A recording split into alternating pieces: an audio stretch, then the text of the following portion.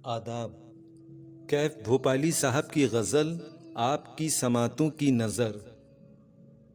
हाय लोगों की करम फरमाइयाँ, तोहमतें बदनामियाँ रुसवाइयाँ।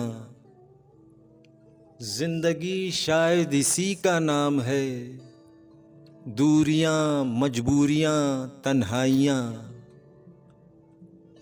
क्या ज़माने में यूं ही कटती है रात, करवटें बेताबियां अंगड़ाइयाँ।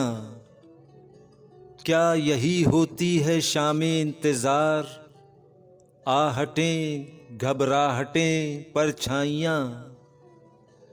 एक रिंदे मस्त की ठोकर में हैं शाहियाँ सुल्तानियाँ दाराइयाँ।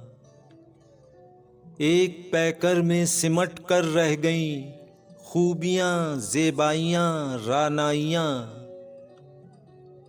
रह गईं एक तिफले मकतब के हुजूर, हिकमतें आगाहियाँ दानाइयाँ। ज़ख्म दिल के फिर हरे करने लगीं, बदलियाँ बरखा रुतें पुरवाइयाँ।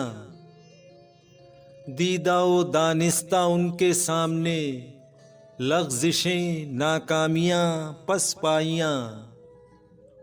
मेरे दिल की धड़कनों में ढल गईं चूड़ियाँ मूसीक़ियाँ शहनाइयाँ। उनसे मिलकर और भी कुछ बढ़ गईं उलझने फ़िक्रें क़यास आराइयाँ।